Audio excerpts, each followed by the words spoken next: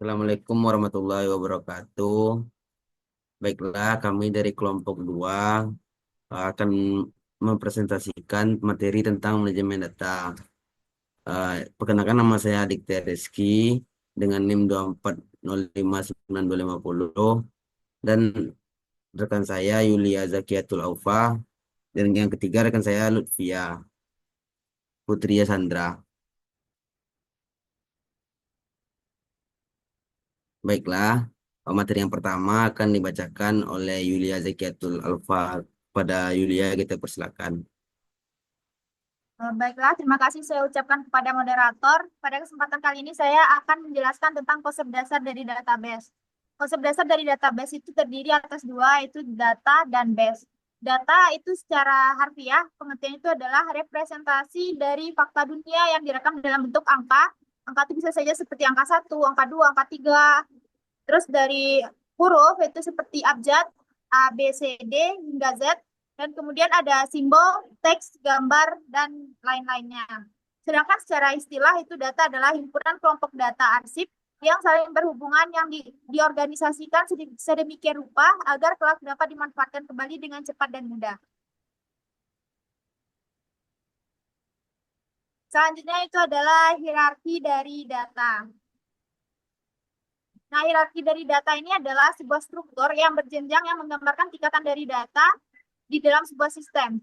Mulai dari unit terkecil hingga yang paling kompleks. Itu biasa kita lihat dari gambar bahwasanya unit paling terkecil itu adalah bit. Bit itu adalah unit paling terkecil dari hierarki data.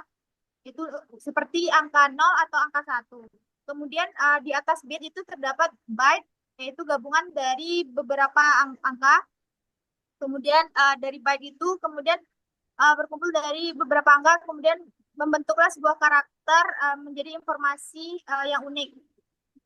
Kemudian dari kumpulan-kumpulan informasi tadi yang membentuk sebuah kolom, kemudian terbentuklah seperti record, yaitu berisi uh, file yang saling berhubungan dan membentuk satu unit yang di gambar itu kayak contohnya terdapat nama mahasiswa, NIM, program studi, dan nilai IPK. Selanjutnya, kumpulan dari record atau rekaman itu eh, membentuk beberapa rekaman-rekaman hingga membentuklah sebuah file. File itu dapat dikatakan sebagai kumpulan record yang memiliki informasi terkait dalam suatu tabel. Dan terakhir itu adalah hierarki paling tinggi, itu adalah database, yang dimana database itu terdiri dari beberapa file, bisa saja seperti file pembelajaran, file personal, atau file dari keuangan. Next. Selanjutnya, konsep dasar yang kedua itu adalah base. Base itu secara harfiah yang berarti markas atau tempat berkumpul atau tempat bersarang atau dapat juga dikatakan sebagai gudang. Sedangkan secara istilah itu adalah kumpulan file atau tabel atau arsip yang saling berhubungan yang disimpan dalam media penyimpanan tertentu. Untuk contohnya bisa kita lihat seperti di gambar itu terdapat contohnya dalam file tradisional itu masih menggunakan arsip, lemari arsip. Nah, di dalam lemari arsip itu terdiri dari beberapa file seperti mata kuliah, file-file data dosen, file-file mahasiswa, dan file nilai. Sedangkan untuk sistem yang lebih tinggi itu adalah sistem database seperti di gambar ada terdapat hard disk, database, dan Siadin yang di dalamnya terdapat tabel mata kuliah, tabel dosen, tabel mahasiswa, dan tabel tabel nilai. Next. Selanjutnya itu pengertian database menurut para ahli. Yang pertama itu dari Silberhats, yaitu menyatakan database itu adalah kumpulan data yang berupa informasi yang sesuai untuk perusahaan. Maka menurut LC Leot, itu menyatakan adalah kumpulan seluruh sumber daya berbasis komputer milik organisasi. Sedangkan menurut Stephen dan Clio menyatakan database itu adalah sebuah data untuk menyimpan informasi dan data. Dan terakhir menurut Ramakrishnan dan itu menyatakan kalau database itu adalah kumpulan data yang mendeskripsikan aktivitas satu orang atau lebih yang saling berhubungan. Jadi dapat disimpulkan bahwasanya database itu adalah kumpulan data yang saling berhubungan yang disimpan secara bersama sedemikian rupa dan tanpa pengulangan yang tidak perlu untuk memenuhi berbagai kebutuhan. Saya kembalikan kepada moderator. Terima kasih kepada Yulia Zakiatul Aufa. Materi selanjutnya akan disampaikan oleh Lutfia Putri Sanda. Kepada Lutfia dipersilakan. Baiklah, terima kasih moderator. Seperti yang telah dijelaskan oleh rekan saya Yulia tadi mengenai database, selanjutnya saya akan menjelaskan mengenai file tradisional. Berbeda dengan database, file tradisional adalah sebuah sistem penyimpanan data di mana setiap aplikasinya atau program penyimpanan mengelola datanya sendiri dalam file yang terpisah tanpa adanya sistem manajemen basis data atau DBMS yang terpusat. Sistem ini sering digunakan sebelum berkembangnya teknologi database modern. Seperti pada gambar dapat diilustrasikan, misalnya di sebuah rumah sakit adanya pendaftaran pasien. Nanti di pendaftaran pasien ini juga memiliki satu berkas pendaftaran. Dalam data kasir itu juga punya satu berkas keuangan dan dalam data pegawai itu juga memiliki satu berkas data pegawai. Jadi disimpan dalam bentuk yang dalam tempat yang terpisah-pisah.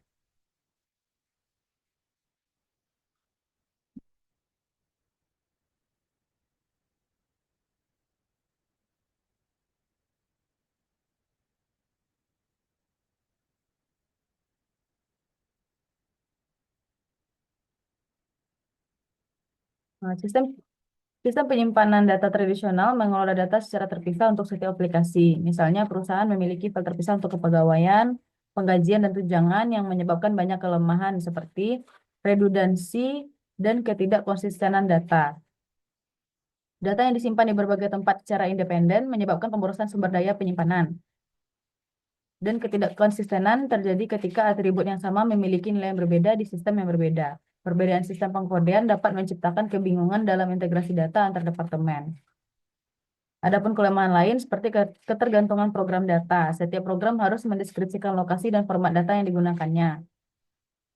Perubahan dalam satu program bisa memerlukan perubahan besar pada struktur data yang mahal dan memakan waktu.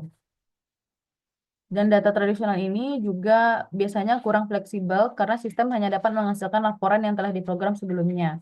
Permintaan laporan mendadak sulit dipenuhi karena data tersebar di berbagai sistem. Kelemahan lain yaitu keamanan data yang buruk. Kurangnya kontrol akses menyebabkan informasi rentan terhadap akses atau perubahan yang tidak sah. Dan manajemen kesulitan melacak siapa yang mengakses atau mengubah data dalam sebuah organisasi. Dan kelemahan yang terakhir yaitu kurangnya pembagian data dan ketersediaan data. Data dalam berbagai sistem tidak dapat saling terhubung dan menghambat aliran informasi antar bagian organisasi. Ketidakkonsistenan data membuat pengguna ragu untuk mempercayai sistem informasi yang tersedia.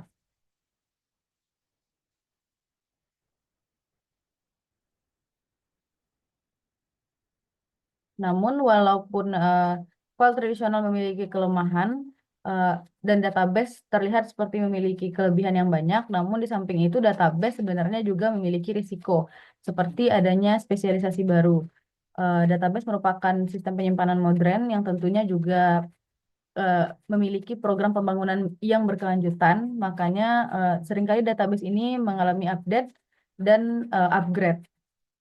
Yang kedua, database ini memiliki biaya investasi awal yang cukup besar, datanya juga mudah diserang, dan perlunya backup untuk database ini karena tingginya risiko kehilangan data.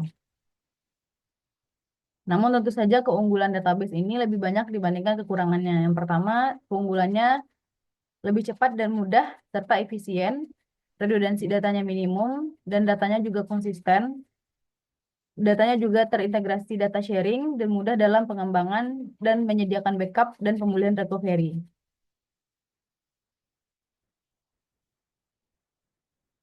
Adapun jenis-jenis database, yang pertama, pendekatan database untuk manajemen data. Teknologi basis data mengatasi kelemahan sistem berkas tradisional dengan memusatkan data dan mengendalikan redundansi. Basis data memungkinkan data disimpan di satu lokasi dan digunakan oleh berbagai aplikasi seperti dalam sistem sumber daya manusia yang mengelola data personel, penggajian, dan tunjangan secara terintegrasi.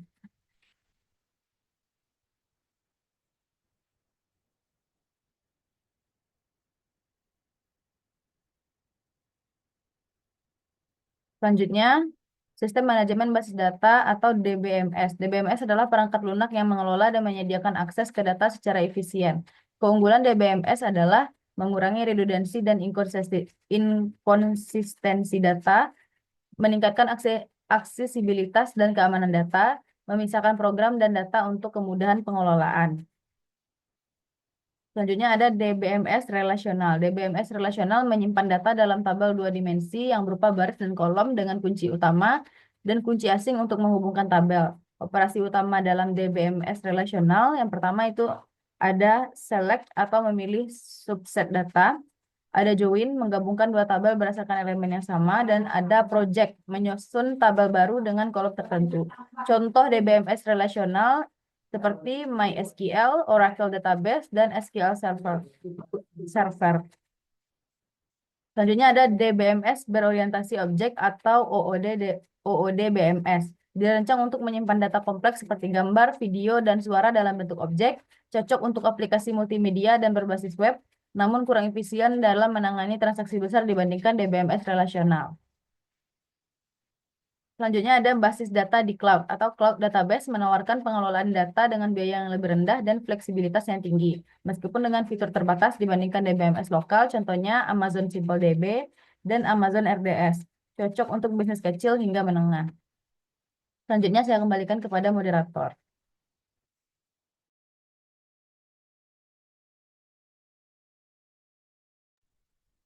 Baiklah, terima kasih kepada Tia Putri Hendra. Selanjutnya saya akan menjelaskan uh, atau menyambungkan materi yang disampaikan oleh teman saya sendiri.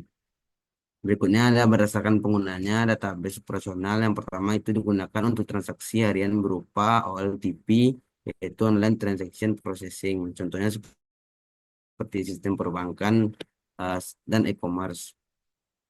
Yang kedua ada database analitik digunakan untuk analisis dan pengambilan keputusan atau OLAP, Online Analytic Processing. Contohnya data warehouse dan business intelligence. Yang ketiga berdasarkan lingkungan penyimpanannya yaitu database terpusat. Semua data disimpan dalam suatu server pusat. Adapun keuntungannya yaitu keamanannya lebih baik, kontrolnya yang lebih mudah. Kekurangannya jika server rusak, semua data bisa hilang. Terus ada database terdistribusi. Data disimpan di beberapa lokasi berbeda, tapi masih terhubung. Keuntungannya yaitu ya lebih cepat diakses dari berbagai lokasi. Redundansi data lebih baik. Nah, adapun kekurangannya yaitu kompleksitas dalam sinkronisasi data. Selanjutnya ada database cloud, yaitu yang disimpan di server cloud AWS, Google Cloud, atau Microsoft Azure. Keuntungannya itu lebih fleksibel, hemat biaya infrastruktur, dan skalabilitas tinggi. Adapun kekurangannya itu bergantung pada koneksi internet dan keamanan data di cloud. Selanjutnya itu manajemen basis data. Yang pertama sistem manajemen basis data atau DBMS, Data Management System. Administrasi basis data bertanggung jawab atas yang pertama desain database, memastikan struktur data sesuai kebutuhan. Yang kedua, pengelolaan akses pengguna, menentukan siapa yang bisa membaca atau mengubah data. Yang ketiga, ada optimasi kinerja, mengurangi waktu pencarian data. Yang kedua, administrasi basis data. Administrasi basis data bertanggung jawab atas yang pertama desain database, yaitu memastikan struktur data sesuai kebutuhan. Yang kedua, pengelolaan akses penggunanya, menentukan siapa yang bisa membaca atau mengubah data. Dan yang ketiga, sama seperti yang di atas, yaitu optimisasi kerja, mengurangi waktu pencarian data. Selanjutnya, kualitas dan keamanan data. Standarisasi data menentukan format data yang seragam. Yang kedua, pembersihan data, yaitu menghilangkan duplikasi atau data yang tidak akurat. Yang ketiga, keamanan data, perlindungan dari ancaman perentasan dan pencurian data. Yang keempat, ada integrasi dan pengolahan data. Data warehouse, yaitu mengumpulkan data dari berbagai sumber untuk analisis. Yang kedua ada big data management, yaitu mengelola volume data yang sangat besar menggunakan teknologi seperti Hadoop dan Spark.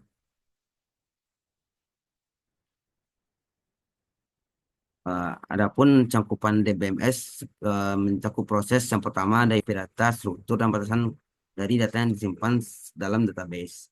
Yang kedua ada manipulating, yaitu database mencakup berbagai fungsi dan query untuk mendapatkan data yang dicari, termasuk operasi insert, update, dan delete serta dalam generate report data. Yang terakhir ada sharing, yaitu database dapat diatur untuk dapat di-sharing multiple user dan program untuk mengakses database secara bersamaan. Adapun tujuan DBMS yang pertama, kecepatan dan kemudahannya. Yang kedua ada efisiensi ruang penyimpanannya. Yang ketiga kebersamaan pemakaiannya. Yang keempat ada menangani data dalam jumlah yang besar. Yang kelima meniadakan duplikasi dan inkonsistensi data. Yang keenam ada keamanannya. Dan yang terakhir mengurangi waktu pengembangan aplikasi. Berbeda dengan kelebihannya, ada beberapa, ada empat saja, yaitu kepraktisannya, yang kedua kecepatannya, yang ketiga mengurangi kejenuhannya, yang empatnya kekinian.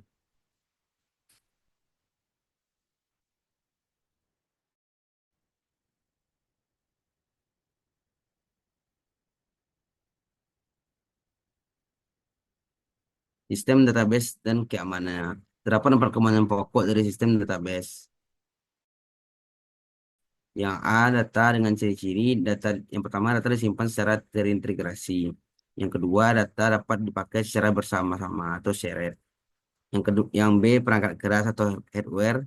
Yang ketiga, ada perangkat lunak, softwarenya. Yang keempat, ada perangkat manusia, brandware, seperti data administrator, pengembangan aplikasi atau programmer. Yang ketiga, ada pemakaian mahir. Dan yang terakhir ada end user, pemakai akhir. Adapun aspek keamanan database-nya, yang pertama recovery, di mana proses pemulihan data dari cadangan untuk mengembalikan kondisi database akibat kerusakan atau kehilangan data. Yang kedua ada integrity, yaitu menjaga data agar tetap benar, up to date, konsisten, dan selalu tersedia. Yang ketiga ada konsultansi, yaitu mengendalikan akses database oleh banyak pengguna secara bersamaan untuk menghindari kesalahan transaksi. Yang keempat ada privacy, yaitu membatasi akses data hanya untuk pengguna yang berwenang untuk mencegah perubahan yang tidak sah. Dan terakhir ada security, yaitu pelindungan database dari ancaman fisik seperti kerusakan media, penyimpanan, bencana alam, atau gangguan lainnya.